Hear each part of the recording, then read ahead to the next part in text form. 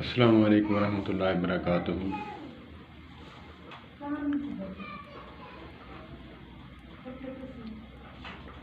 کبھی مدینہ کی ریاست میں کتا پیاسا مرے تو خلیفہ کو پریشانی لاحق ہوتی کہ اگر کتا بھی پیاسا مر گیا تو میں خدا کو کیا جواب دوں گا۔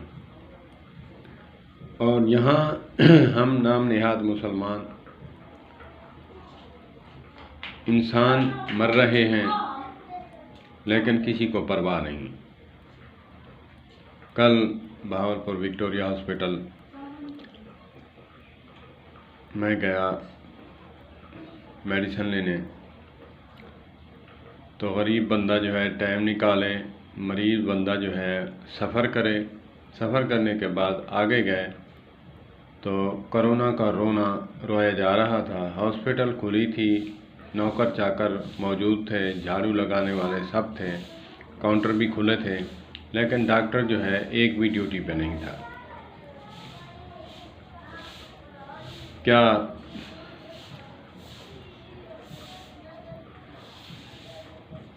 کرونا کی احتیاطی تدابیر کرتے ہوئے ہاسپٹل اگر نہیں کھولیں گے، کیا مریضوں کی دعا ملے گی آپ کو؟ بالکل دعائیں ملے گی۔ تو کل ہم 3,500 ہزار کا خرچہ کر کے کرائے وغیرہ پرائیویٹ دوائیاں لے کر جو ہمارا کھانے پینے کا پیسے تھے وہ بھی ہم وہیں لگا آئے۔ تو اس کی ہمیں سمجھ نہیں آتی، جیسے ہم جاہل لوگ تھے ویسا ہی ہم نے حکمران اپنے سر پر بٹھا لیا۔ اب مثبت ویڈیو ڈالو تو اس پر بھی جواب نہیں آتا، اگر منفی ویڈیو ڈالو تو اس پر کمنٹس بھی آتے ہیں، لوگ آگ بگولا بھی ہوتے ہیں۔ اپنے کردار پر نظر نہیں ڈالیں گے کہ ہم نے کیا کیا ہوا ہے عوام الناس کے ساتھ۔ عوام پریشان ہے، ایک روزی کے حوالہ سے، دوسرا جو ہے مریض ہیں، پریشان ہیں، تو ان کا کیا ہوگا؟ صرف نام لینے سے کچھ نہیں ہوگا۔ انسان جو ہے داڑھی رکھ لے تو عمل نہ کرے تو اس کا جو ہے الٹا جرم ہے اور اس کو ڈبل سزا ملے گی۔ جیسے علماء کا مقام ہے، علماء میرے سروں کا تاج ہیں، لیکن مولانا طارق جمیل صاحب فرماتے ہیں کہ علماء کو جو ہے زیادہ جو ہے کٹہرے میں کھڑا کیا جائے گا، کیونکہ جو علم رکھتا ہے، جو جان بوجھ رکھتا ہے، جس کی دل کی آنکھیں جو ہیں وہ دیکھتی ہیں، تو اسی لیے جو نام لیتا ہے تو پھر اس نام کو پورا کرنا چاہیے۔ لوگ کہتے ہیں کہ میں کسی سیاسی پارٹی کو نہیں مانتا، ووٹ تو اس انسان کو دیے تھے جو ہمارے اوپر مسلط ہے، لیکن ووٹ دے کر اپنے ضمیر کو ملامت کرتا ہوں کہ کاش علماء آپس میں متفق ہوتے، درمیان میں جو ہے لوگ فائدہ نہ اٹھاتے۔ علماء اپنے مسلکوں میں بٹ کر ایک دوسرے کو کاٹ رہے ہیں، اور یہاں امت جو ہے وہ پریشان ہے۔ العلماء ورثۃ الانبیاء، مخاطب ہوں سب مسلک کے علماء کرام کو کہ آپ ایک مشترکہ کانفرنس رکھیں، اس میں سب علماء کو مدعو کریں، علماء کو مدعو کر کے ان کو کہیں کہ ہماری علماء کرام کے اختلافات ہم ہی تک ہی رہنے دیں۔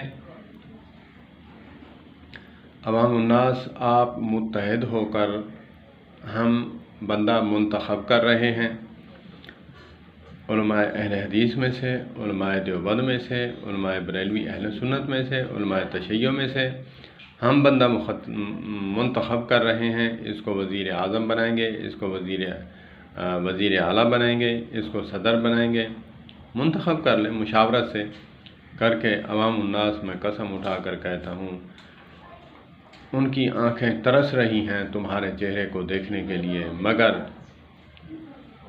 کاش یہ دنیا جو ہے لٹ رہی ہے، غریب لٹ رہا ہے، اب کسی تقوی والے کی ضرورت ہے جو ریاست مدینہ کا نام لے اور اس پر کام بھی کرے، اور اس ریاست مدینہ والے جو ہے اتوار لائے۔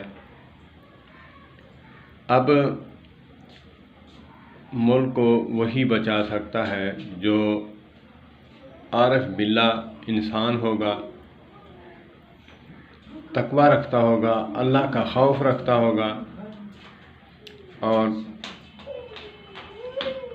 ایک شخص عاشق رسول ہے۔ عاشق رسول کی نشانی دیکھیں، بزرگ فرماتے ہیں کہ وہ سنت کے مطابق کام کرتا ہے، عاشق رسول ہے۔ عاشق کا کیا معنی ہے؟ کہ محبوب کی ہر ادا کو اپنائے۔ جب علماء آئیں گے، ریاست مدینہ کا نام لیں گے، ان کے چہرے پر داڑھی مبارک بھی ہوگی، عمامہ بھی ہوگا، ریاست مدینہ والے جو ہے علامات بھی ہوں گے۔ عوام الناس پیاسی ہے، علماء کرام میرے سروں کا تاج۔ آپ یہ نہ سمجھیں کہ میرے مد مقابل جو ہے ایک سیاسی پارٹی جو ہے نوجوان کھڑا کر دیا اور مجھے ایک ووٹ بھی نہ ڈالا گیا۔ عوام الناس کسی کو، سیاسی لوگوں کو جو ہے چنتی ہے، ایسا نہیں ہے۔ اصل میں کیا ہوتا ہے کہ ان کو پتہ ہے کہ ایک مذہبی آدمی ہے، 10 ادھر ہیں، تو وہ 10 جیتیں گے، ایک بیٹھ جائے گا، اس کی حکومت نہیں بنے گی۔ آپ اپنے علماء کو اکٹھا کرو، ایک مشترکہ کانفرنس کرو، مینار پاکستان یا پھر ملتان میں شادمان باغ میں، قلعہ قاسم میں۔ تو یہی لوگ جو ہیں متلاشی ہیں، سب محبت کرنے والے ہیں علماء سے۔ آپ بین المذاہبین میں جو ہے ایک عالم جو ہے وہ بیٹھ جاتا ہے، وہی متفق ہوتا ہے، عوام متفق نہیں ہوتی۔ عوام اپنے عالم کو گالی دے رہی ہوتی ہے۔ میرے پیارو، آپ ایسا کرو کہ سب علماء اکٹھے ہو کر مشترکہ کانفرنس کریں، ان کو کہیں کہ یہ جو مسائل ہیں یہ شروع سے چلتے آ رہے ہیں، اختلاف جو ہے یہ کفر کی بنیاد پر نہیں ہے، یہ اعمال کی بنیاد پر ہے، یہ ہمارے درمیان ہی رہے گا، عوام الناس متفق رہے۔ آپ وہاں آپس میں محبت کی باتیں بکھیرو، لوگ آپ کا انتظار کر رہے ہیں، امت مر رہی ہے، تمہارے ہاتھ گریبان پکڑے جائیں گے کہ تم نے سیاستدانوں کے پیچھے رہ کر جو ہے مدارس میں بیٹھ کر، وہی حال ہوگا بنی اسرائیل میں جب ایک بندہ بیٹھا ہوا اللہ اللہ کر رہا تھا، ذکر اللہ کر رہا تھا، اللہ پاک نے کہا کہ جا کر زمین الٹ دو، فرشتے نے کہا یا باری تعالیٰ، اس نے تو پلک جھپکنے کے برابر بھی آپ کی نافرمانی نہیں کی، کہا کہ پہلے اس کو الٹاؤ۔ میرے علماء سروں کا تاج ہیں، جس مسلک سے بھی ہوں، لیکن میں مؤدبانہ گزارش کروں گا کہ آپ اپنے جو مسائل ہیں ان کو پیچھے رکھتے ہوئے عوام الناس کو اکٹھا کرو۔ عوام الناس جو ہے آپ سے محبت کرتی ہے، عقیدت رکھتی ہے، جان دینے کے لیے تیار ہیں، لیکن جدا جدا راستے تمہیں کامیابی تک نہیں پہنچا سکتے۔ لبیک یا رسول اللہ صلی اللہ تبارک و تعالیٰ علیہ وآلہ وسلم اور جمعیت علماء اسلام، جمعیت اہل حدیث، جدا جدا راستے آپ کو کامیابی تک نہیں پہنچا سکتے۔ یہ وہی ہے، بزرگوں نے مثال دی ہے کہ جب ایک انگلی کو پکڑ کر آپ توڑو گے وہ ٹوٹ جائے گی، جب مٹھی کو بند کر لیا جائے یا پھر چمبا ایک دوسرے کے ساتھ ملا لیا جائے اس کو کوئی کھول نہیں سکتا۔ اسی لیے خدا را میری مؤدبانہ گزارش ہے کہ آپ ایک مشترکہ کانفرنس رکھو اور عوام الناس متلاشی ہے، عوام الناس جو ہے پیاسی مر رہی ہے۔ اب اللہ والے کی ضرورت ہے، اللہ والا ہی اس پاکستان کو بچا سکتا ہے۔ 22 لاکھ مربع میل پر حکمرانی کرنے والا ایک اللہ والا ہی تھا، حضرت سیدنا عمر بن خطاب رضی اللہ تعالی عنہ۔ اللہ پاک کروڑوں رحمت نازل فرمائے ان پر۔ باقی صحابہ کرام بھی ہیں، اہل بیت اطہار بھی ہیں۔ اہل بیت اطہار کو ماننے والوں کو بھی ساتھ کرو، وہ بھی جان دینے والے ہیں، اور اہل سنت علماء بھی اکٹھے ہوں۔ مولانا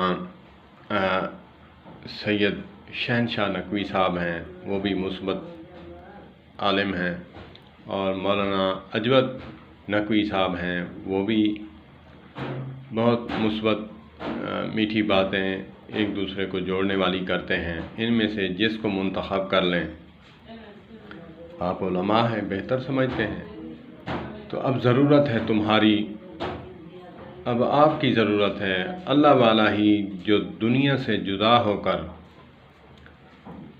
ہی اس ملک پاکستان کو چلا سکتا ہے، وگرنہ اب ان کا کام نہیں۔ یہ ملک جو ہے تباہ و برباد ہو کر رہ گیا ہے، باقی جو بچا کھٹا ہے وہ باقی سیاستدانوں نے خراب کر دینا ہے۔ والسلام علیکم ورحمۃ اللہ وبرکاتہ۔